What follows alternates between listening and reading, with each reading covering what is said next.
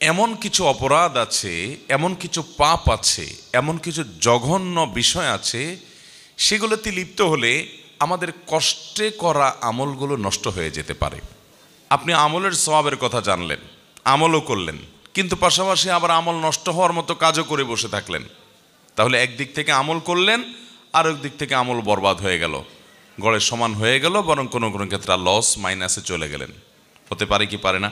এই জন্য আমাদেরকে জানতে হবে যে বান্দার নেকামলগুলোকে নষ্ট করে দেয়, ধ্বংস করে দেয়, শেষ করে দেয়, ছাই করে দেয়, নিশ্চিহ্ন করে দেয়, আমল নামা থেকে ডিলিট করে দেয় কোন কোন অপরাধ, কোন কোন পাপ, কোন কোন ভয়াবহ বিষয়। শুরুতেই আমরা নিয়ত করে নেই যে পয়েন্টসগুলোর কথা আমরা জানব, যে বিষয়গুলোর কথা আমরা জানব, যেগুলো বান্দার আমলকে বরবাদ করে দেয়, আমলকে নষ্ট করে দেয়, সেগুলো যেন আমার জীবনে কোনো অবস্থায় না থাকে। যদি থাকে, এ আলোচনা শোনার সাথে সাথে আমরা তওবা করে নিব যে সেগুলো আর কখনো আমার জীবনে যেন না আসে, আর ভবিষ্যতেও যেন এরকম কোনো বিষয় আমাদেরকে স্পর্শ করতে না পারে যে বিষয় আমাদের আমলকে বরবাদ করে দিবে। সেরকম নিয়ত আমরা শুরুতে করে নেই, ঠিক আছে তো ইনশাআল্লাহ? মোহতারাম হাজরিন, বান্দার সকল ভালো কাজ, সকল অর্জন, সকল সওয়াব, সকল নেকামল, এগুলোকে সত্যি এবং প্রকৃত অর্থেই বরবাদ করে দেয়, পরিপূর্ণভাবে ধ্বংস করে দেয় মূলত শিরক এবং কুফরি এবং নেফাক। এটি যখন মুখরিজ আনিল মিল্লাহ পর্যায়ের হয়, অর্থাৎ কেউ যদি বড় শিরক এবং বড় কুফরি এবং বড় নেফাকে লিপ্ত হয়, তাহলে এই ব্যক্তির সমস্ত আমলগুলো বরবাদ হয়ে যায়। সে আগে যত যা করেছে ভালো কাজ সব মাইনাসে চলে যায়, সব ডিলিট হয়ে যায়। কুফরি বলা হয় অবিশ্বাসকে। একজন মানুষ মুসলমান, তিনি নামাজ রোজা ইবাদত বন্দেগী যতটুকু পেরেছেন করেছেন, হঠাৎ করে আল্লাহর কোনো গুরুত্বপূর্ণ নির্দেশ, আল্লাহর কোনো গুরুত্বপূর্ণ নিষেধ, যেটা অকাট্যভাবে প্রমাণিত হয়েছে, এরকম কোনো কিছুকে তিনি অস্বীকার করে বসে আছেন। তিনি এটা স্বীকার করেন না, বললেন না আল্লাহর এটা আমি মানি না, নাউজুবিল্লাহ, না এটা আমার বুঝে আসে না, এটা আবার কিভাবে হতে পারে। আল্লাহ তাআলার পক্ষ থেকে নির্দেশ অকাট্যভাবে প্রমাণিত হয়েছে কোরআনের সুস্পষ্ট আয়াত দ্বারা, এবং এই জাতীয় নস দ্বারা, যার মাধ্যমে এটি প্রমাণ হতে পারে। এটা জানার পরও তিনি নিজের যুক্তি, নিজের বুদ্ধি, শয়তানের বিভিন্ন ফাঁদ এবং ফিতনার মধ্যে পা দিয়ে তিনি আল্লাহর ওই কথাটার প্রতি কুফরি করলেন, অস্বীকার করলেন, বিদ্রোহ করলেন, ওইটাকে মানলেন না, ওইটা নিয়ে হাসাহাসি করলেন, তুচ্ছতাচ্ছিল্য করলেন, যেটাকে কুফরি বলা হয়। যে কুফরিটা কুফরে আকবর, যার কারণে মানুষ ইসলাম থেকে খারিজ হয়ে যায়। অনেক সময় দেখবেন অনেকে ইসলামের অনেক গুরুত্বপূর্ণ বিষয় নিয়ে, হতে পারে সেটা গুরুত্বের বিচারে ছোট, কিন্তু সুস্পষ্ট শেয়ার, ধরুন দাড়ি নিয়ে, কারোর দাড়ি নিয়ে, কারোর হিজাব নিয়ে ব্যঙ্গ করলো, হাসি ঠাট্টা করলো, বিদ্রুপ করলো, তো এটি কিন্তু ইমান থেকে মানুষকে খারিজ করে দেয়, মানুষের ইমান নষ্ট করে দেয়। এই পর্যায়ে কুফরি, মানে আল্লাহর এই বিধান আপনি মানছেন না, এটাকে আপনি তাচ্ছিল্য করছেন, মানে হলো এটা আপনি মানলেন না, এটার বিরুদ্ধে বিদ্রোহ করলেন, এটাকে বলা হয় কুফরি। আল্লাহর কোনো বিধিবিধান আপনি নিজে মানতে পারছেন না, আপনার মধ্যে অপরাধ বোধ থাকবে যে হায়রে আমি মানতে পারছি না, দায়টা আমি রাখতে পারছি না, ঠিক আছে আল্লাহ আমাকে তৌফিক দেন, আমি রাখবো ইনশাআল্লাহ, রাখা উচিত, নবীজির নির্দেশ, এটা মানা উচিত। এটা কুফরি না, এটা হলো ফাসিকি, যে আপনি মানতে পারছেন না, এটা ক্ষমার যোগ্য। কিন্তু আপনি দাড়ি নিয়ে ঠাট্টা করলেন, তাহলে নবী সাল্লাল্লাহু আলাইহি সাল্লামের সুন্নাহকে, তার নির্দেশকে নিয়ে আপনি হাসাহাসি করলেন, বিদ্রুপ করলেন, এটা কিন্তু বিদ্রোহ করার শামিল, কুফরি। তো এরকম নানাভাবে কুফরি হতে পারে। আল্লাহ তাআলা বাবা মার সম্পদে ছেলেদের তুলনায় মেয়েদেরকে অর্ধেক সম্পদ দিয়েছেন, আপনি আল্লাহর নির্দেশকে নিজের বিবেক দিয়ে বুঝতে গিয়ে বলছেন না এটা আবার কেমন হয়ে গেল, আমি এটা মানি না, আমার ছেলে মেয়ে আমি সবাইকে সমান হারে দেবো, একটু বেশি বুঝলেন। আল্লাহ তাআলা যাকে যতটুকু দেওয়া দরকার তাকে ততটুকু দিয়েছেন। আল্লাহ তাআলা সমান অধিকার দেয় নাই, ন্যায্য অধিকার দিয়েছেন। সমান এক জিনিস আর ন্যায্য আরেক জিনিস, যার যতটুকু প্রয়োজন তাকে ততটুকু দিয়েছেন। সব জায়গায় সমান হলে ন্যায্যতা নিশ্চিত হয় না। আপনার দুইটা ছেলে মেয়ে, একটার বয়স 10 আর একটার বয়স 20, সমান সমান দিতে হলে 10 এবং 20 দুইজনকে একই সাইজের জামা দেওয়া লাগবে, সমান সমান দিতে গেলে 10 বছরেরটার অসুখ হয়েছে, আপনি নাপা খাওয়াচ্ছেন, 20 বছরেরটারও একটা নাপা খাওয়াই দিতে হবে, ওর অসুখ না হইলেও, কারণ সমান সমান দিতে হবে। তো এটা কি ইনসাফের কথা হলো? ইনসাফ হলো ন্যায্যতা, সমান না। আমাদের অনেকে সমান অধিকার খুঁজে বেড়ায়। হ্যাঁ, অনেক ক্ষেত্রে সমান অধিকার দরকার আছে, যেমন যেখানে সমান অধিকার দরকার আল্লাহ ওখানে সমান অধিকার দিয়েছেন, সমান প্রাপ্য আল্লাহ নিশ্চিত করেছেন। যেমন ভালো কাজ যখন আমরা করব, নারী হোক আর পুরুষ হোক, মর্যাদা সমানভাবে পাবে, নারী পুরুষের কারণে কোনো ভেদাভেদ হবে না। আল্লাহ তাআলা কোরআনে কারিমে বলেছেন, মান আমিলা সালিহাম মিনকুম মিন যাকারিন আও উনসা, তোমাদের মধ্যে নারী হোক আর পুরুষ হোক, যেই ভালো কাজ করবে, নেকামল করবে, ফালানুহিয়ান্নাহু হায়াতান তাইয়্যিবা, তাকে আমি পবিত্র জীবন দান করব এবং তার এই কর্মের সর্বোত্তম বিনিময় আল্লাহ তাআলা দান করবেন, সেও আল্লাহ করেছেন। তাহলে সমান অধিকার যেখানে দেওয়া দরকার আল্লাহ সেখানে সমান দিয়েছেন, কিন্তু অনেক জায়গায় ইনসাফ নিশ্চিত করবার জন্য সমান নয়, প্রয়োজন ন্যায্য অধিকার দেওয়া, আল্লাহ তাআলা সেটি দিয়েছেন। এখন আপনি বললেন কি না, পরিত্যক্ত সম্পদে কেন আল্লাহ তাআলা মেয়েদেরকে ছেলেদের অর্ধেক দিলেন? এটা তো জুলুম হয়ে গেল। আল্লাহর সাথে পাল্লা দিয়ে গোল্লা যাওয়ার ব্যবস্থা করলেন, আর কি বেশি পণ্ডিতই করলেন। এরকম কিছু বেশি পণ্ডিত আছে না নাই? ইমান চলে যাওয়ার মতো কাজ করলেন, আল্লাহর বিধানকে আপনি অস্বীকার করলেন, পাত্তা দিলেন না, বিদ্রোহ করে বসলেন, এটাকে আপনি তাচ্ছিল্য করলেন, উড়াই দিলেন, সাথে সাথে আপনার কুফরি হয়ে গেল। এরকম নানাভাবে আমাদের কুফরি হয়, আমরা বুঝি না। আল্লাহর কাছ থেকে নির্দেশ নিষেধ এবং কোরআন হাদিসের নির্দেশ নিষেধ হিসেবে যেটি প্রমাণিত সুস্পষ্টভাবে, এরকম কোনো বিষয়কে অস্বীকার করলে, এরকম কোনো বিষয় নিয়ে হাসি তামাশা করলে, ঠাট্টা বিদ্রুপ করলে কুফরি হয়। কুফরের আরও বিভিন্ন প্রকৃতি আছে। এই জাতীয় কোনো কুফরে যদি কেউ লিপ্ত হয়, সাথে সাথে তার আমল বরবাদ হয়ে যায়। এ সম্পর্কে আল্লাহ রাব্বুল আলামিন কোরআন কারীমে সূরা মায়েদার 5 নম্বর আয়াতে বলেছেন, ওমাই ইয়াকফুর বাদাল ঈমান ফাকাদ হাবিতা আমালু, যে ব্যক্তি ঈমান আনার পর আবার কুফরি করলো, অস্বীকার করলো আল্লাহর কোনো কিছুকে, তাহলে সেক্ষেত্রে তার আমল বরবাদ হয়ে গেল। কুফরি করলো মানে হলো সাথে সাথে তার আমল বরবাদ হয়ে গেল, শেষ। অতএব ভাইরা আমার, আল্লাহ রাব্বুল আলামিনের প্রতি কুফরি যেন আমাদের কোনো আচরণ দ্বারা, কোনো কথা দ্বারা, কোনো বিশ্বাস দ্বারা না হয়, সেজন্য আমাদেরকে সতর্ক থাকতে হবে, সাবধান থাকতে হবে। আমান্না সাল্লামনা, ইমানদারের কথা হলো আল্লাহ রাব্বুল আলামিনের আদেশ নিষেধের উপর আমি ঈমান আনলাম, মেনে নিলাম, আমার বুঝে আসুক বা না আসুক। আমি প্রায়শই একটি উপমা দেই, একটি কবিতা শুনাই। আল্লামা ইকবাল ভারত উপমহাদেশের অন্যতম ইসলামী জাগরণের মহাকবি এবং দার্শনিক, তিনি বলেছেন, जो समझ में आ गई वो फिर खुदा क्यों कर हुआ। আল্লাহর সব কিছু আপনি বুঝে ফেলেছেন, আপনার ব্রেন দিয়ে আপনি ক্যাপচার করে ফেলেছেন, তাহলে সে আল্লাহ হলো কিভাবে আবার? আপনি একটা সৃষ্টি আল্লাহর, একেবারে ক্ষুদ্রাতি ক্ষুদ্র সৃষ্টি। আল্লাহর কত বিশাল বিশাল সৃষ্টি আছে, এই চন্দ্র, এই সূর্য, এই গ্রহ নক্ষত্র, নবমণ্ডল, ভূমণ্ডল, কত বড় বড় সৃষ্টি আল্লাহর আছে। তার মধ্যে আপনি আমরা মানুষরা হলাম আল্লাহর একটা ক্ষুদ্র সৃষ্টি।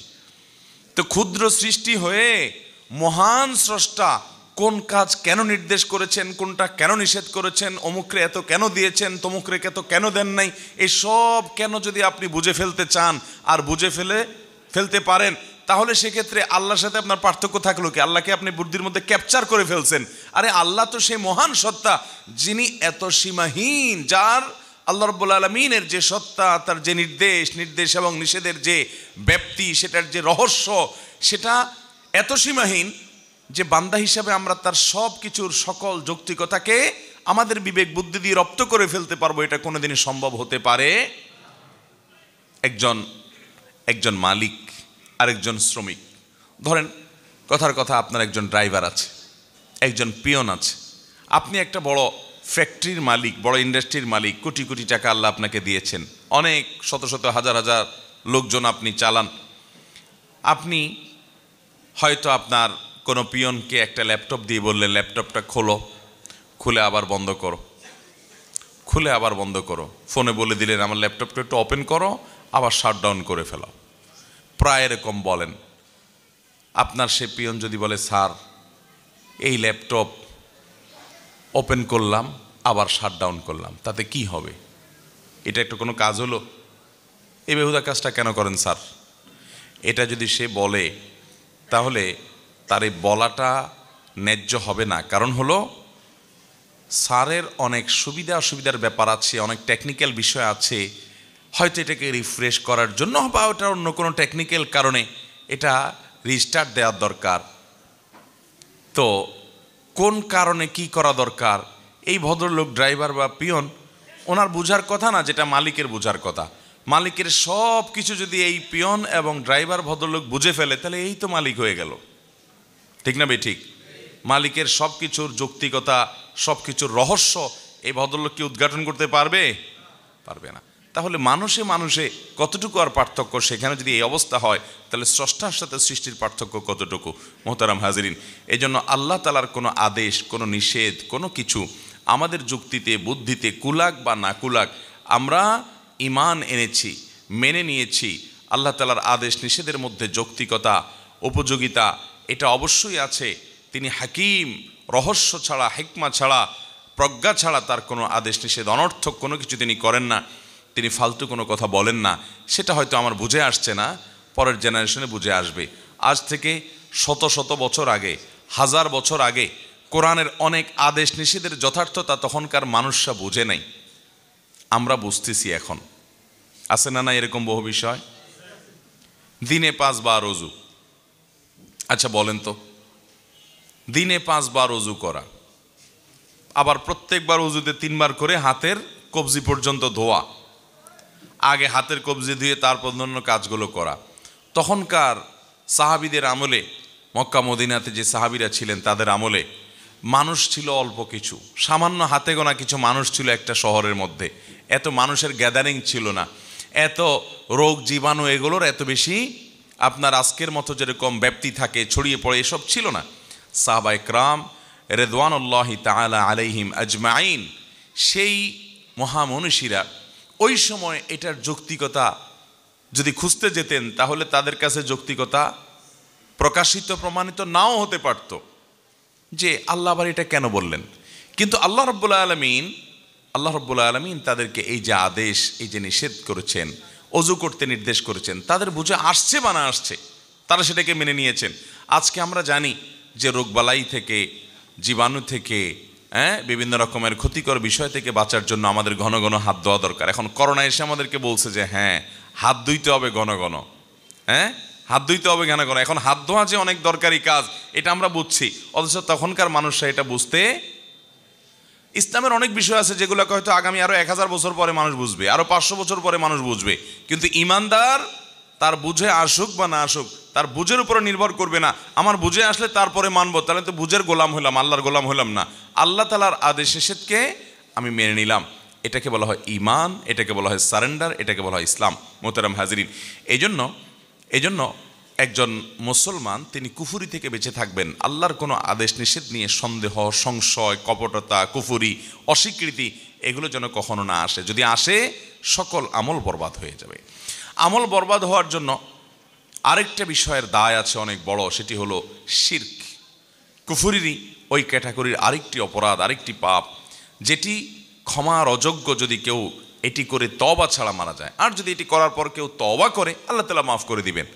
অনেক মুসলিম ভাইয়েরা আছি আমরা, অনেক বোনরা আছেন আমাদের, যারা শিরকে লিপ্ত হন, আল্লাহর ইবাদত করেন, আবার আল্লাহর পাশাপাশি হয়তো কোনো মানুষের, কোনো কবরের, কোনো মাজারের, কোনো আপনার অলৌকিক শক্তির পুজো করেন, উপাসনা করেন, তার কাছে প্রার্থনা করেন, তার কাছে সাহায্য চান।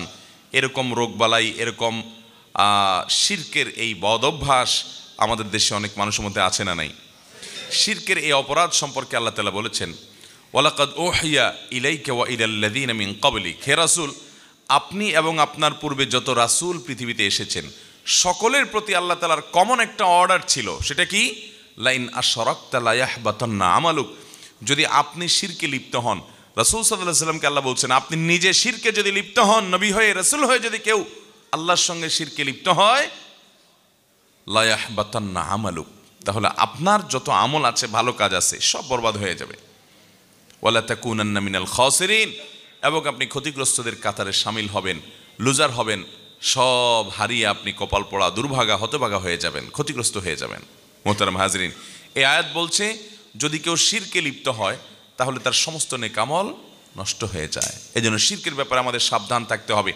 আমাদের দোয়া সন্তান না হলে, ব্যবসা বাণিজ্য ভালো না হলে, বিপদ আপদ দূর না হলে, রোগ বাড়াই ভালো না হলে, তারপর আমাদের দাম্পত্য জীবনে সুখ শান্তি না হলে, যেই কোনো সুবিধা অসুবিধা চাওয়া পাওয়া এগুলোর জন্য আমরা হাত তুলব, প্রার্থনা করব একমাত্র কার কাছে? আল্লাহ রাব্বুল আলামিনের কাছে। আল্লাহর পাশাপাশি যদি আপনি অন্য কাউকে শরীক বানান, আরও কারোর কাছে আপনি দোয়া করেন, প্রার্থনা করেন, তাহলে এটা হবে শিরক। ঠিক একইভাবে আমাদের সেজদা, আমাদের রুকু, আমাদের নামাজ, এটা কার উদ্দেশ্যে হবে? আল্লাহর উদ্দেশ্যে। এখন আপনি কোনো কবরে গিয়ে, কোনো মাজারে গিয়ে সিজদা করলেন, সেখানে গিয়ে আপনি রুকু করলেন, সেখানে গিয়ে নামাজ পড়লেন, তাহলে এটা হলো শিরক, এবং এই শিরকের কারণে আপনার আমল বরবাদ হতে পারে। এজন্য মোহতারাম হাজিরিন, শিরক এবং কুফর, আল্লাহর কোনো বিধানকে বা আল্লাহর শরীয়তকে, আল্লাহর আদেশকে অস্বীকার করা কিংবা আল্লাহর ইবাদতের পাশাপাশি অন্য কারো শরীক করা, এগুলো আমাদের আমলগুলোকে বরবাদ করে দেয়। এই বরবাদ করে দেওয়া বিষয়টি, শিরক এবং কুফর থেকে আমরা বেঁচে থাকার চেষ্টা করবো তো ইনশাআল্লাহ। আল্লাহ তাআলা আমাদেরকে তৌফিক দান করুন। আজান হচ্ছে, আমরা আজানের জবাব দিয়ে নিই, তারপর ইনশাআল্লাহ আমরা বাকি আলোচনা কন্টিনিউ করব। আজানে মুয়াজ্জিন সাহেব যা যা বলে সাথে তা বলতে হয়, এটাই আজানের জবাব। আল্লাহু আকবার, আল্লাহু আকবার, আল্লাহু আকবার, আল্লাহু আকবার, আশহাদু আল্লা ইলাহা ইল্লাল্লাহ, আশহাদু আন্না মুহাম্মাদান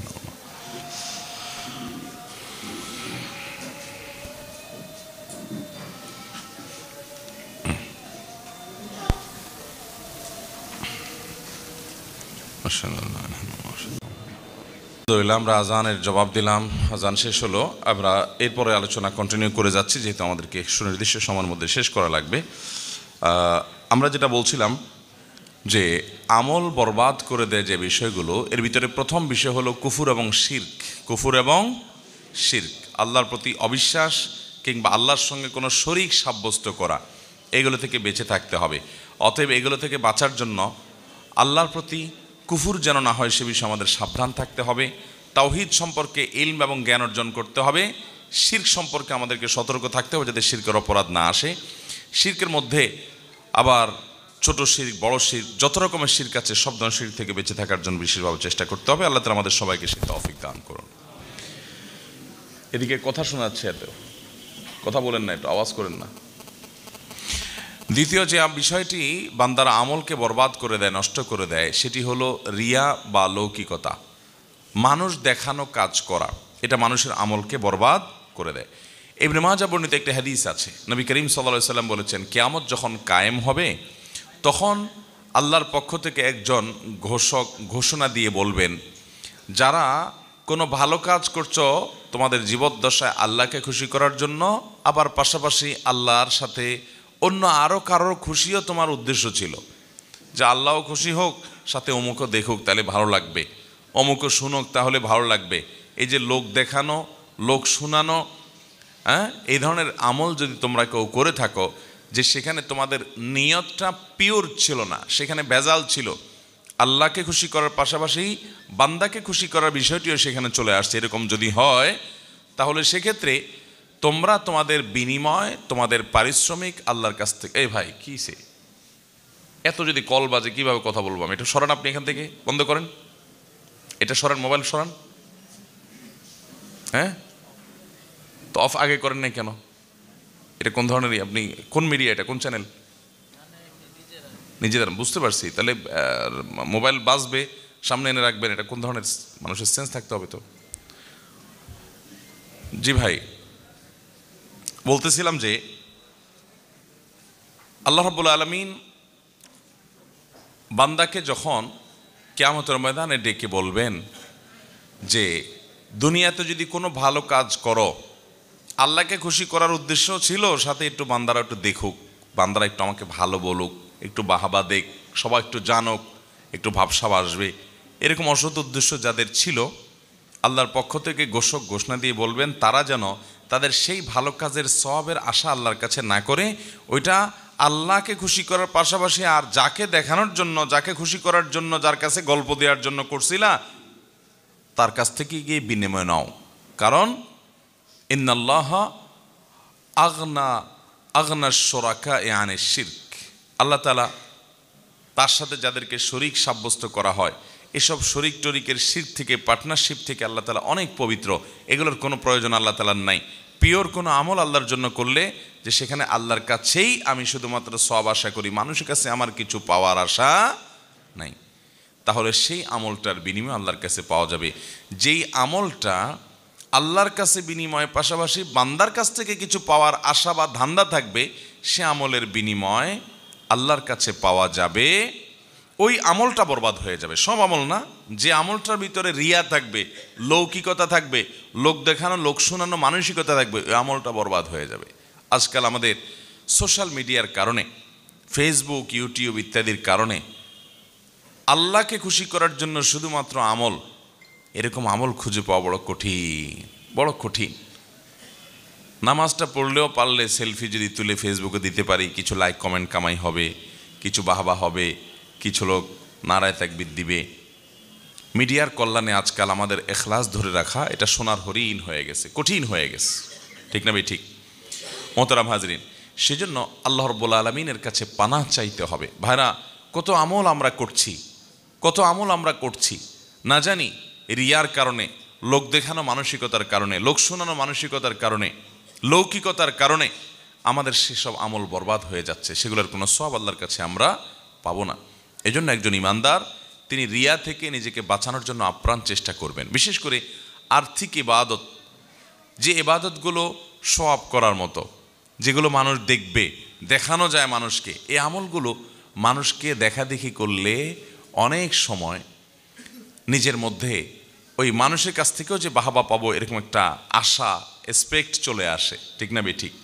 ওমরা যাব, হজে যাব, তো কিছু ছবি তুলে ফেসবুকে দিব, কিছু বন্ধুবান্ধব জানবে, তারা দোয়া চাইবে আমার কাছে, তারপর আমার কাছে তারা আমাকে বাহবা দিবে, এরকম আশা অনেক সময় থাকে। ভাইরা আমার, ইমানদার তার গুনাহ বা পাপগুলোকে যেরকম লুকানোর চেষ্টা করে, কেউ যেন না দেখে, কেউ যেন টেন না পায়, যেন চুপো চুপো মোবাইলে খারাপ জিনিস, হারাম জিনিস দেখে শুনে, গুনাহকে লুকায় লুকায় করে, যাতে মানুষের কাছে সে ভালো থাকতে পারে, মানুষ যেন তাকে খারাপ মনে না করে।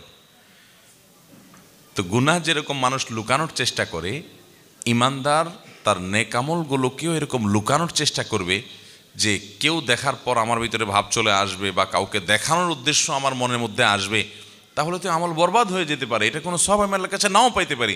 এই জন্য ওই আমলটাকে সেভ করার জন্য, এটাকে নিরাপদ করার জন্য সে লুকাবার চেষ্টা করবে, গল্প দিয়ে বেড়াবে না, গল্প দিয়ে বেড়াবে না।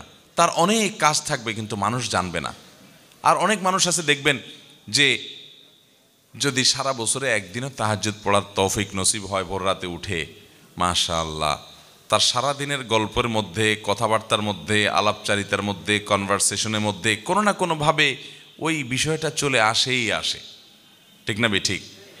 আল্লাহ হজে 2 বার নিয়েছে, এই কথাটা বন্ধু মহলে ডাইরেক্ট কিভাবে বলি, ঘুরায় ফিরায় ছেলে মেয়েকে, নাতি নাতনিকে ডেকে দিয়ে, আমার দ্বিতীয় হজ থেকে আনা যায় নামাজটা নিয়ে আসো তো, দ্বিতীয় হজ থেকে আনা যায় নামাজ। এর মানে হলো, আশেপাশে যারা আছেন শুনতেছেন, আপনারা শুনে রাখেন যে আমি কিন্তু হজ 2 বার করছি, অতএব দ্বিতীয় হজ থেকে আনা যায় নামাজ আনতে বলছি। তো এরকম নানানভাবে মানুষ কৌশলে নিজের বাকাওয়াতি জাহির করার চেষ্টা করে, কি করে না? একজন সৎ ইমানদার বান্দা তার কোনো আমলকে প্রকাশ করার চেষ্টা করবেন না, মানুষের কাছে বাহবা পাওয়ার সন্তত করার চেষ্টা করবেন না। হ্যাঁ, প্রকাশ করাটা প্রশংসনীয় হবে কখন? যে দেখা যাচ্ছে কোনো একটা জায়গায় একটা ভালো কাজ সবার করা উচিত বা অনেকের করা উচিত, কিন্তু কেউ করছে না। ধরুন একটা মসজিদে দানের ব্যাপার আসছে, অনেক টাকা দরকার, সবাই এগিয়ে আসা দরকার, কিন্তু কেউ সৎসাহস করে বলছে না। আপনি সেখানে বিসমিল্লাহ করে বললেন, ঠিক আছে আমি 10,000 টাকা দেবো ইনশাআল্লাহ। আপনি জানেন আপনি যদি এটা বলেন তাহলে অন্য আরও অনেকে সাহস করবে, সৎসাহস করবে, তারা আগায় আসবে, তাদেরও নিয়ত হবে। তো সে উদ্দেশ্যে অন্যকে আপনি উৎসাহিত করার উদ্দেশ্যে আপনি এটা করেছেন, তাহলে এটা প্রশংসনীয় হতে পারে। আল্লাহ কোরআনে এই দানকেও প্রশংসা করেছেন। কিন্তু অন্যকে উৎসাহিত করা এটা তো অনেক পরে। আমি প্রকাশ করার পর আমার শরীরে একটা ভাবসাব আসবে, মানুষ আমাকে জানবে, ওরে বাবার এই লোক দিছে 10,000 টাকা, হ্যাঁ, আমাকে মসজিদের অন্যতম ডোনার মনে করে রেসপেক্ট করবে, এরকম একটা ভাবসাব যদি আমার মধ্যে থাকে, সে উদ্দেশ্য যদি থাকে, তাহলে সেক্ষেত্রে আমার মতো রোগীর জন্য আরেকজনকে উৎসাহিত করে দান করানোর চাইতে নিজের আমলটাকে সেফ এবং হেফাজত করার চেষ্টা করতে হবে বেশি। আমরা আমল করে ভালো কাজ করে গল্প দেওয়ার মানসিকতাটা পরিহার করতে হবে। এটা আমাদের মধ্যে প্রচণ্ড রকম আজকাল ঝেঁকে বসেছে, ব্যাধি আকার ধারণ করেছে। এটাকে বলা হয় শিরকে আসগার আল খাফি। নবী করিম সাল্লাল্লাহু আলাইহি সাল্লাম বলেছেন, শুনো, সকল নবী রাসূলগণ দাজ্জালের ব্যাপারে মানুষকে সাবধান করেছেন, তার উম্মতদেরকে, যে খবরদার কিয়ামতের আগে দাজ্জালের ফিতনা আসবে। যে দাজ্জাল পৃথিবীতে অনেক অলৌকিক ক্ষমতা তার থাকবে, এই ক্ষমতাগুলো দেখে মানুষ ইসলাম থেকে দূরে সরে যাবে। আজকাল দেখবেন যে তথ্য প্রযুক্তি টেকনোলজির উন্নতির সময় অনেক স্কুল কলেজ পড়ুয়া ভাই বোনেরা অনেক সায়েন্স বা আপনার বিজ্ঞান সম্পর্কে জানাশোনার পর, বিজ্ঞানের উন্নতি অগ্রগতি দেখার পর অনেকে রীতিমতো আখিরাত সম্পর্কে, আল্লাহ সম্পর্কেই সন্দেহের মধ্যে পড়ে যায়, মনে করে যে এই সব বুঝি। তো দাজ্জাল যখন আসবে তার কাছে আরও অলৌকিকত্ব থাকবে, মানুষ ধোঁয়াশার মধ্যে পড়ে যাবে। এই জন্য সকল নবী রাসূলগণ সাবধান করেছেন, দাজ্জালের ফিতনা আসবে, ইমান হারা হয়েও না তোমরা এসব ভেলকিবাজিতে। এসব অলৌকিকতা দেখে লাইফটা একেবারে ইজি হয়ে যাবে। রিমোট তো হচ্ছে, রিমোটের চাইতে আরও সামনে অনেক আপ টু ডেট আরও অনেক কিছু হবে এবং একক ক্ষমতা সব চলে আসবে। মানুষের মৃত্যু, জীবন, সব অনেক অদ্ভুত অদ্ভুত ঘটনা দেখবে। খবরদার, এই জন্য আল্লাহ বা আখিরাতের প্রতি যেন ইমান হারা না হয়। অনেক আগে থেকে সাবধান করে গেছেন, হাজার হাজার বছর আগে থেকে সকল নবী রাসূলগণ দাজ্জালের ব্যাপারে। নবী সাল্লাল্লাহু আলাইহি সাল্লাম বলেছেন, দাজ্জালের ফিতনার চাইতেও ভয়াবহ এবং ভয়ঙ্কর ফিতনা হলো এই ফিতনা, যেটাকে বলা হয় শিরকে খাফি বা গোপন শিরক। গোপন শিরক, আপনি করছেন ভালো কাজ, তলে তলে আপনার পেটে, আপনার মনে উদ্দেশ্য আছে কি সবাই একটু দেখুক। গল্পটা দিলেন, শরীরে একটু ভাব আসলো, সবাই একটু আপনার দিকে তাকায় রইল, মাশাআল্লাহ মাশাআল্লাহ, সুবহানাল্লাহ, হাজী সাহেব এত ভালো কাজ করছেন। আপনার মধ্যে এক ধরনের আত্মপ্রসাদ চলে আসলো, আত্ম অহংকার চলে আসলো, অজব চলে আসলো। এই জিনিসটা বান্দার আমলকে বরবাদ করে দেয়। আপনি ওই গল্প স্বল্প দিয়া আমলটাকে নষ্ট করে কী লাভ হলো? আমলটা করে শুধু নষ্টই হয়ে শেষ হয় নাই, যে ঠিক আছে আমল করছেন সওয়াব পেলেন না, এটুকু হলে শেষ একটা ব্যাপার ছিল, এটুকু না, এটা আরও মাইনাসে যাবে, কারণ এটা শিরক, ছোট শিরক। নবী সাল্লাল্লাহু আলাইহি সাল্লাম বলেছেন, দাজ্জালের ফিতনা যত ভয়ঙ্কর, তার চাইতে বড় ভয়ঙ্কর আমি তোমাদের উপরে ভয় করি। একটা সময় তোমাদের মধ্যে এরকম ছোট শিরক ঝেঁকে বসবে। এই যে ফেসবুক, এই যে হোয়াটসঅ্যাপ, এই যে ইউটিউব, এই যে টিকটক, লাইকি ইত্যাদি সোশ্যাল মিডিয়া, এগুলোর কল্যাণে মানুষ যে কোনো ভালো কাজকে প্রচার করার যে সুযোগ তৈরি হয়েছে আজ, নবী সাল্লাল্লাহু আলাইহি সাল্লামের যুগে তো এগুলো ছিল না, কিন্তু তিনি তখন সাবধান করে গেছেন। একটা সময় আসবে যখন তোমরা আমল করবে কিন্তু উদ্দেশ্যের মধ্যে অসততা এত বেশি আসবে যে দাজ্জালের ফিতনার চেয়ে ভয়ঙ্কর হবে। সেটা আজকে আমাদের জনে জনে ঘরে ঘরে হয়ে গেছে। এই জন্য একজন ইমানদার হিসেবে আপনার আমার চ্যালেঞ্জ হবে, যেই কোনো ভালো কাজ আল্লাহ করার তৌফিক দিক, আমি সেটাকে লুকাবার চেষ্টা করব। কিছু আমল আছে যেগুলো লুকানোর নয়, আপনি দাঁড়িয়ে রেখেছেন, এটা তো প্রকাশ্য জিনিস। জাকাত দিবেন, ফরজ কাজটা লুকানোর জিনিস না, এটা প্রকাশ্যে দিবেন। কিন্তু আপনি ব্যক্তিগত দান সাদাকা করছেন, আপনি একটা গুনাহ থেকে বাঁচার চেষ্টা করছেন, আপনি একটা নেক আমল করছেন, আপনি তাহাজ্জুদের নামাজ পড়ছেন, আপনি সোমবার বৃহস্পতিবার রোজা রাখছেন, আপনি অন্যান্য নেক আমল কাজ করছেন, সেগুলো আপনাকে মানুষের সামনে গল্প দিয়ে বেড়ানোর উদ্দেশ্য থাকতে পারবে না। হ্যাঁ, কোনো প্রসঙ্গ তো আসলো, আপনি বললেন, কিন্তু গল্পবাজি বা বাহবা নেওয়া উদ্দেশ্য হবে না, লোক শোনানো, লোক দেখানো, এ টার্গেট থাকবে না। তাহলে আপনার আমলটা ঠিক থাকবে। অন্যথায় যে আমল করে মানুষের কাছে ওই যে প্রশংসা কুড়াবেন, আল্লাহর ফেরেশতারা কিয়ামত দিন বলবে, তুমি না অমুকের বাহবা পাওয়ার জন্য বলছিলা, টাকা দান করে এরপরে ডানে বামে তাকাইছো, কে কে তোমার দিকে তাকায়, তো ভাব শরীরে আসছে, তো ওখানে তো ফিডব্যাক পেয়ে গেছো, শেষ। আল্লাহর কাছে আর কিছু নেই, বরং এখন শাস্তি আছে যে আল্লাহর সঙ্গে কেন শিরিক করলে, কেন আর অন্য কারো সন্তুষ্টি সেখানে আশা করলে। এই জন্য আমাদের নিয়তগুলোকে প্রতিটা আমলের ক্ষেত্রে আমরা একমাত্র আল্লাহ তাআলার জন্য খালেজ করবো তো ইনশাআল্লাহ। আল্লাহ আমাদেরকে তৌফিক দান করুন। তাহলে আমল নষ্ট করে দেয় যে বিষয়গুলো, এর মধ্যে দ্বিতীয় বিষয় হলো রিয়া এবং লৌকিকতা। সাবধান থাকবো তো ইনশাআল্লাহ। এই রিয়া এবং লৌকিকতা বিশেষ করে অনেক সময় আমল বরবাদ করার মতো পর্যায়ের হয় না, নিজের অজান্তে কিছু লৌকিকতা চলে আসে, সেগুলোতে আমল হয়তো বরবাদ হবে না, কিন্তু সেগুলোও শিরক। এগুলো থেকে বাঁচবেন কিভাবে? কিছু আছে টের পাইছেন আপনি, যে আপনার মধ্যে ভাব আসছে, মানুষ দেখানোর উদ্দেশ্য আসছে, কিছু আসছে আপনি টেরও পান নাই, আপনার নিজের অজান্তে শিরক হয়ে গেছে, এরকম কিছু সূক্ষ্ম শিরক আছে। বাঁচবেন কিভাবে? নবী করিম সাল্লাল্লাহু আলাইহি ওয়াসাল্লাম দোয়া শিক্ষা দিয়েছেন, আল্লাহুম্মা ইন্নী আউযু বিকা আন উশরিকা বিকা ওয়া আনা আ'লাম ওয়া আস্তাগফিরুকা লিমা লা আ'লাম। আল্লাহ, আপনার কাছে পানাহ চাই, আশ্রয় চাই, আমার জ্ঞাতসারে কোনো শিরক যেন না হয়, আমার অজান্তে অজ্ঞাতসারে যেন কোনো শিরক না হয়। এই উভয় প্রকার শিরক থেকে আল্লাহ আপনার কাছে পানা চাই, আপনার কাছে আশ্রয় চাই, এই দোয়াটা বেশি বেশি করে পাঠ করতে হবে। আল্লাহ আমাদেরকে তৌফিক দান করুন। নাম্বার 3, আমল বিধ্বংস, আমলকে শেষ করে দেয়, আমলকে নষ্ট করে দেয়, বরবাদ করে দেয় যে গুনাহ এবং পাপ অপরাধ যে বিষয়, সেগুলোর মধ্যে থেকে একটি হলো হাসাদ বা হিংসা। অন্যের ভালো দেখতে পারেন না, কারোর সাথে আপনার কম্পিটিশন আছে, ওর ভালো দেখলে আপনার জ্বলে। এই রোগটা আমাদের মধ্যে আছে না নাই? ইমানদারের কলিজাটা হতে হবে ফ্রেশ। আমি কারোর ক্ষতি বা অকল্যাণ চাইবো না, সবার ভালো আশা করব।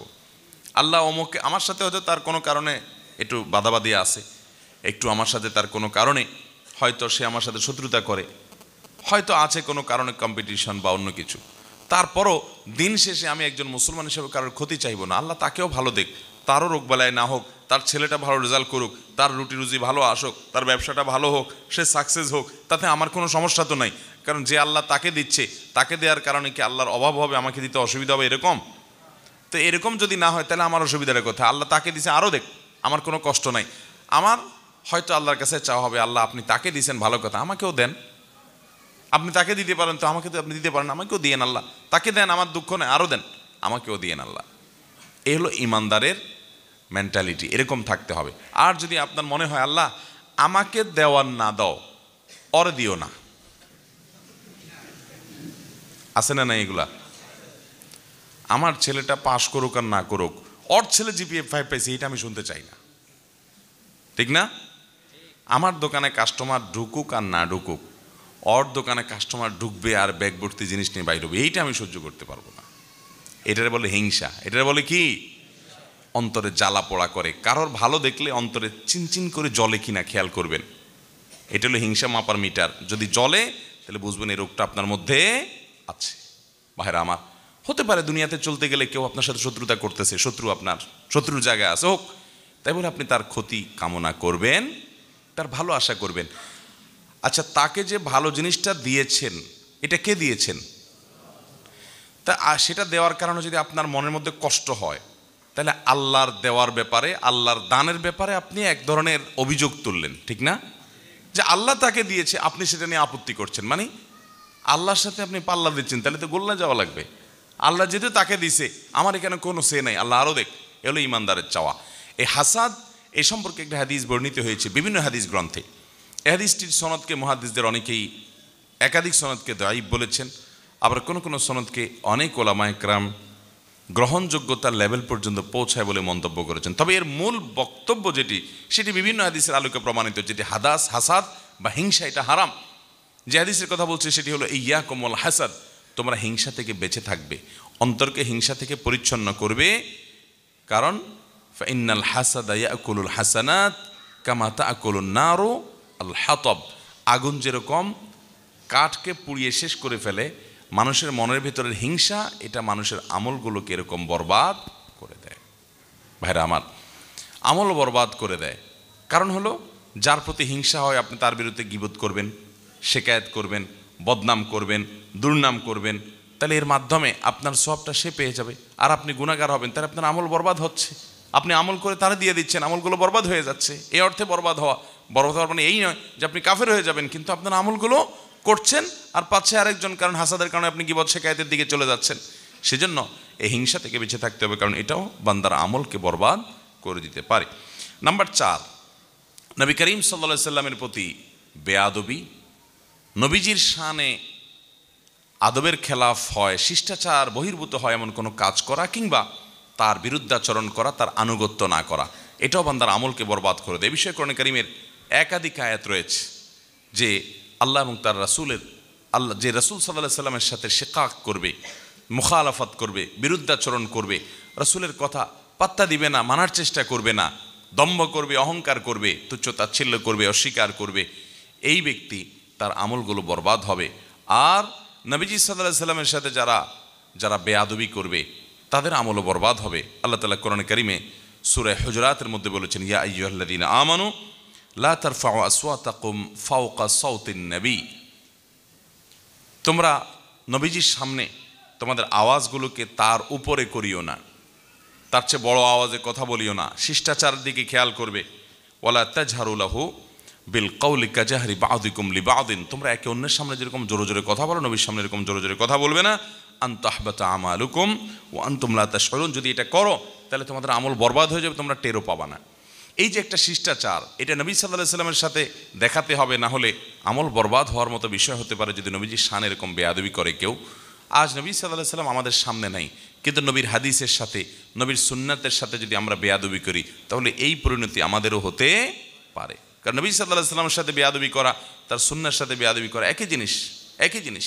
মোহতারাম হাজরিন, একই ভাবে নবীজি তো বটেই, আমাদের যারা মুরব্বীরা আছেন, বয়সে বড় আছেন, ওলামা একরাম আছেন, জ্ঞানে বড় আছেন, বিভিন্ন দিক থেকে বড় আছেন, তাদের সামনে কথা বলার আদব শিষ্টাচার এখান থেকে আমরা শিখতে পাই, যে তাদের সামনে উচ্চ আওয়াজে কথা না বলা, তাদের সামনে নীরবে কথা বলা। আজকাল দেখবেন তরুণদের মধ্যে এই সমস্ত শিষ্টাচার নাই, এগুলোকে আমরা অনেক হালকা জিনিস মনে করি, যে বাবার সামনে আপনার জোরে আওয়াজ হবে না, আপনার সিনিয়র কায়ের সাথে, মায়ের সাথে জোরে আওয়াজ হবে না। এখন তো যুবক পোলাপান সবচাইতে বেশি চিৎকার, চেঁচামেচি, অভদ্রতা, অসৌজন্যমূলক এবং পশুর মতো চিল্লি করে কথা বলে মায়ের সামনে। দুনিয়াতে সবচেয়ে বেশি দুর্ব্যবহার করা যায় যার সাথে, চিল্লি করা যায় যার সাথে, রাগারাগি করা যায় যার সাথে, তার নাম হলো মা। ঠিক না বে ঠিক? বাপের সাথে আবার সব চলে না, কারণ দাঁত ফালাই দিবে থাপ্পড় দিয়া। ঠিক না বে ঠিক? মা বেচারি অনেক দয়া এবং মায়া তার সন্তানের প্রতি, এই চান্সে অনেক যুবকরা বেয়াদবি করেন। মনে রাখবেন, এটি ভয়ঙ্কর একটি ব্যাপার। এই জন্য শিষ্টাচার আমাদেরকে শিখতে হবে। শিষ্টাচার বহির্ভূত মানুষ কখনো ভালো মুসলমান হতে পারে? তাহলে নবীজি শানের সাথে যখন বেয়াদবি করা হয় অথবা তার বিরুদ্ধাচরণ করা হয়, তখনও বান্দার আমল বরবাদ হতে পারে। আর 5 নম্বর হলো সালাতুল আসর বা আসরের নামাজ যদি কেউ এটার ব্যাপারে অবহেলা করে। অনেকে দেখবেন আসর নামাজ পড়ে না, অবহেলা করে, পড়ে না, টাইম মতো পড়ে না, 2 দিন পড়ে তো 4 দিন পড়ে না, তো এই ব্যক্তির আমল বরবাদ হওয়ার কথা হাদিসে আছে। সহিহ বুখারীতে আসছে, নবী সাল্লাল্লাহু আলাইহি ওয়াসাল্লাম বলেছেন, মান তারাকা সালাতাল আসরি ফাকাদ হাবিতা আমালু, যে ব্যক্তি আসরের নামাজ পড়ে না, বাদ দেয়, তার আমল বরবাদ হয়। এখানে আমল বরবাদ বলতে কি বোঝানো হয়েছে? অনেক মুহাদ্দিসগণ বলেছেন, তার মানে আসর যেহেতু পড়লো না, এই জন্য ওই আমলটা বরবাদ হয়ে গেল। আর আসরের নামাজ হলো 5 ওয়াক্ত নামাজের ভিতরে বিশেষ গুরুত্বপূর্ণ নামাজ। হাফিযু আলাস সালাওয়াতি ওয়াস সালাতিল ওয়াসতা, হাদিসে আসছে তোমরা সব নামাজের দিকে খেয়াল করো, বিশেষ করে মধ্যম নামাজ। মধ্যম নামাজটা কি? অনেক মুহাদ্দিস, অনেক মুফাসসির আর কোরআন বিশ্লেষকগণ বলেছেন যে এখানে আসরের নামাজকে বোঝানো হয়েছে, বিশেষ গুরুত্বপূর্ণ। এই জন্য আসরের নামাজের পরে অবহেলা বিশেষভাবে একজন ইমানদার করবে না, এটি তার ওই আমলকে বরবাদ করে দিতে পারে। এর মাধ্যমে সব আমল বরবাদ হবে সেটা না, কিন্তু এটার পরে আমল বরবাদ হওয়ার কথা হাদিসে আছে। সেটাকে অনেক ওলামা একরাম বলেছেন এটি ধমকি স্বরূপ বলা হয়েছে। অনেকে বলেছেন যে এটার ব্যাখ্যা হলো, যদি কেউ এটাকে বৈধ মনে করে যে না পড়লেও চলে, তাহলে সে কুফরি হবে, তার আমল বরবাদ হবে সেই কারণে। আর অনেক ব্যাখ্যা আছে। 6 নম্বর এবং সর্বশেষ যেটি বলতে চাই তা হলো, কোনো মানুষ যদি কারোর পরিণাম সম্পর্কে নিজে পণ্ডিতি করে আল্লাহর উপর কোনো ফয়সালা দিয়ে দিতে চায়, এটা তার আমলকে বরবাদ করে দিতে পারে। এ সম্পর্কে একটি হাদিস বর্ণিত হয়েছে, নবী করিম সাল্লাল্লাহু আলাইহি ওয়াসাল্লাম ইরশাদ করেছেন, কোনো এক ব্যক্তি অন্য ব্যক্তি সম্পর্কে বলল যে এই ব্যক্তিকে আল্লাহ তাআলা মাফ করবেন না, এর কোনো রক্ষা নাই, এর খবর আছে, এর আল্লাহ তাআলা ছাড় দিবেন না, এরকম হার্ডলি বলেছে। আল্লাহ রাব্বুল আলামিন ওই ব্যক্তিকে বলবেন, আমার ওই বান্দাকে মাফ করব কি করব না, এটা তো আমার ইখতিয়ার। তুমি যখন এত বড় পণ্ডিতি করলা যে ঠিক আছে সে মাফ পাবে না, তাহলে আমি তাকে মাফ করে দিলাম আর তোমার আমল বরবাদ করে দিলাম। বেশি তুমি আমার উপরে ফয়সালাগিরি করতে গেছো। মোহতারাম হাজরিন, এটা হলো তখন যখন কোনো মানুষ মুসলমান হবে। মুসলমান হইয়াও তার মধ্যে কি থাকতে পারে? আপনার এ ধরনের বিষয় আশা থাকতে পারে, এ ধরনের দুর্বলতা থাকতে পারে, যে সে মুসলমান হওয়ার পরও কোনো গুনাহের কারণে, কোনো পাপের কারণে আপনার কাছে মনে হচ্ছে সে অনেক পাপিষ্ট হয়ে মারা গেছে। আপনি ফয়সালা দিয়ে দিলেন, না এর কোনো রক্ষা নাই, আল্লাহ এর মাফ করবে না। মানে ব্যাপারটা হলো যে আল্লাহর উপর আপনি ফয়সালা দিয়ে বসে আসলেন। এটা ভয়ঙ্কর বিষয়। এটা অনেক ক্ষেত্রে আমাদের আমল বরবাদের কারণ হতে পারে, আল্লাহর রাগের এবং ক্রোধের কারণ হতে পারে। হ্যাঁ, কেউ কাফির হয়ে মারা গেছে, আপনি জানেন পরিষ্কার কুফরি করে সে মারা গেছে, তাহলে সেই ব্যক্তি জাহান্নামে যাবে, কোরআনের বর্ণনা রয়েছে। তারপরেও ইন্ডিভিজুয়ালি একজন একজন করে নাম নিয়ে নিয়ে অমুক জাহান্নামে যাবে, তমুক জাহান্নামে যাবে, এসব ফয়সালা দেওয়ার দায়িত্ব আমাদেরকে আল্লাহ তাআলা দেন নাই। আমরা সাধারণ এবং উসুল এবং মূলনীতি বলবো যে আল্লাহর প্রতি অবিশ্বাস নিয়ে মারা যাবে সে জাহান্নামে, আল্লাহ কোরআনে বলেছেন। আমাদের দেশে দেখা যায় আজকাল ফেসবুকে কোনো একজন মানুষ মারা গেলেন, হয়তো লোকটা তার জীবদ্দশা অনেক পাপ করেছে, অপরাধ করেছে, অন্যায় করেছে, কিন্তু দিন শেষে সে মুসলমান। আল্লাহ তাআলা চাইলে তার পাপগুলো মাফ করে তাকে জান্নাত দিতে পারেন কি পারেন না? কিন্তু দেখবেন অনেক লোক ফেসবুকে কমেন্ট করে ফি নারে জাহান্নাম খালিদিনা ফিহা আবাদা। কেউ একটা মারা গেছে মনে করেন, তো লেখা দেয় যে সোজা জাহান্নাম, গো টু ফায়ার। এরকম লেখে কি লেখে না? ভাইরা আমার, এ হাদিস বলছে যে কোনো ইমানদার, কোনো মুসলমান হতে পারে তিনি পাপিষ্ঠ অপরাধী, কিন্তু আল্লাহ তাকে মাফ করবেন না, সে চিরকাল জাহান্নামে চলে যাবে। এই ফয়সালা আপনাকে আল্লাহ তাআলা দেওয়ার দায়িত্ব দেন না, এই কন্ট্রাক্টরে আপনাকে দেওয়া হয় নাই। আপনি নিজের চরকা তেল দেন, নিজের কি হবে, কি আমল করে যাচ্ছেন সেটার জন্য হিসেব নেন। চেষ্টা করবো তো আমরা ইনশাআল্লাহ। আল্লাহ তাআলা আমাদের সবাইকে আমল বিধ্বংসী সমস্ত গুনাহ এবং পাপ থেকে বেঁচে থাকার তৌফিক দান করুন। এর মধ্যে প্রথম পয়েন্ট যেটি শিরক এবং কুফুর, এটা একেবারে সকল আমল বরবাদ করে দেয়। একটা পাপের কারণে সকল আমল বরবাদ করে দেয় এবং এটা কুফুরি পর্যন্ত নিয়ে যায়। শিরকের কারণে সে ঈমান থেকে খারিজ হয়ে যায়, এরপরে সে নতুন করে আবার ইসলাম গ্রহণ করলে, তওবা করে আবার ঈমান আনলে, তারপরে আবার তার হিসাবের খাতা ওপেন হবে, নতুন করে যে আমল করবে সেগুলো যুক্ত হতে থাকবে। কিন্তু কুফর এবং শিরক করে ফেললে তার আমল বরবাদ হয়ে যাবে। আর বাকি যে কারণগুলো বলেছি, বাকি 5টি কারণ, সেই কারণগুলো, এগুলোর কারণে সকল আমল বরবাদ হয়ে সে কাফের হয়ে যায় এরকম না। এটি আহলে সুন্নাত জামাতের আকীদা। এগুলোর নানান ব্যাখ্যা ওলামা ইকরাম দিয়েছেন, যেগুলো আমি কথার ফাঁকে বলেছি, কিন্তু আমাদেরকে এগুলোতে ব্যাপারে বিশেষভাবে সাবধান থাকতে হবে। আবারও বলছি, কুফরি এবং শিরক এটি সকল আমল বরবাদ করে দেয়। রিয়া বা লৌকিকতা, মানুষ দেখানো আমল করার প্রবণতা, এটাও বান্দার আমলকে, যে আমলে রিয়া, মানুষকে দেখানো, মানুষের কাছে বাহবা নেওয়া, দুনিয়ার মানুষের কাছে প্রশংসা কুড়ানো ইত্যাদি দুনিয়ার ধান্দা থাকবে, এগুলোর ওই আমলটা বরবাদ হবে, ওইটার সওয়াব আল্লাহর কাছে পাওয়া যাবে। হাসাদ বা হিংসা মনের মধ্যে যদি থাকে, অন্যের প্রতি হিংসা থাকলো, হাসাদ থাকলো, এটাও আমাদের আমল বরবাদ করে দিতে পারে।